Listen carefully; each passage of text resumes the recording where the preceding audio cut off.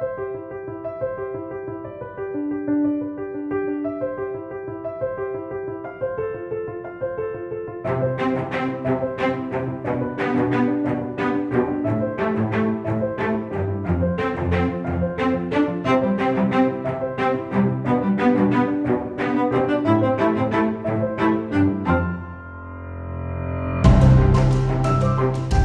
you think about the Pioneer Award, it's hard for me to identify two more deserving people than Chuck and Gwen Lillis. Every new innovation stems from education. And what better way to invest in the future entrepreneurs, the future innovations of our country, the future of our economy, than to invest in young people? They're outstanding leaders, they're pioneers, they're philanthropists, and they're fantastic ducks. Well, when I think about pioneers, and specifically about the Pioneer Award at the University of Oregon, it's about leadership, but it's also about staking out a place in the wilderness that others may have either been too shy or too afraid or not brave enough to really to make that stand. And I think the pioneer spirit that's really embodied in this award is certainly well due to the Lillises. Gwendolyn and Charles Lillis are true Oregon pioneers and truly loyal ducks. They have given generously to the business school, athletics, and the theater department. They have impacted countless people throughout the Northwest by making the dream of a college education a reality. The Lillises have also contributed their valuable time, leadership, and expertise to the University of Oregon. In 2001, they were both awarded the university's Presidential Medal, our highest honor. Tonight, we present Pioneer Awards to both Gwendolyn and Charles Lillis.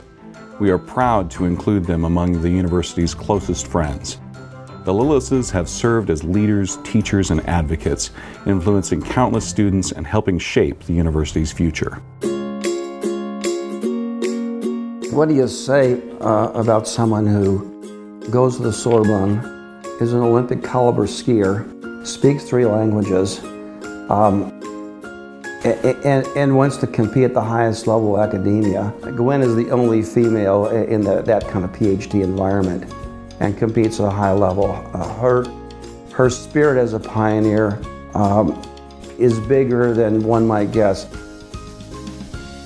Pioneers changed the course of history, inspiring others to follow in their footsteps. Through her leadership, Gwendolyn Lillis has forever changed the University of Oregon. As chair of the University of Oregon Foundation Board of Trustees, she led the board through a historic transformation. Gwendolyn has played important roles in many leadership circles on campus and is one of our most trusted advisors.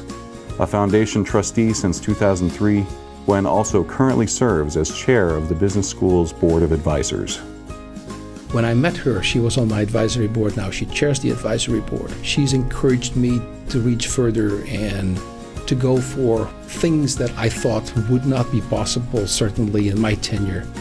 And every time I come up with an idea, or we come up with an idea rather as a school, instead of saying, it can't be done, she said, let's see if this fits, or let's see if this works.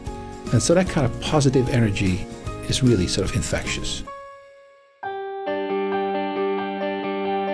Well, this is a little known fact about Chuck in that he's basically spent, I want to say, his entire doctorate period at the University of Oregon when he was studying for his doctorate on either the Alsea or the Siuslaw River fishing for steelhead. And I think that's really what prepared him for his very successful career in business. And I know he was successful as a university professor, but I think his success in business was really driven by that period of time in nature up to his waist in Oregon waters. Pioneers are far-sighted and willing to follow their instincts. Charles Lillis predicted that cable television lines would someday provide internet and phone services. A true pioneer, Lillis acted on his insight. The result? Remarkable success. Fortunately for the university, Charles Lillis has shared with us the wisdom that comes with this success. Without his leadership, the Lundquist College of Business would not be what it is today. We had to take a course from a professor in marketing theory, and Chuck decided after 2 sessions that this wasn't worth his time. So after the class, the second session, he went and told the teacher he knew more than he did, and that he didn't really want to come back to the class anymore. And there was a long discussion about what Chuck knew and didn't know. But the long and short of it was, when Chuck came out of the office an hour or so later, we asked him how to go. He says, "Well, I won't be back, and I'm getting an A in the class."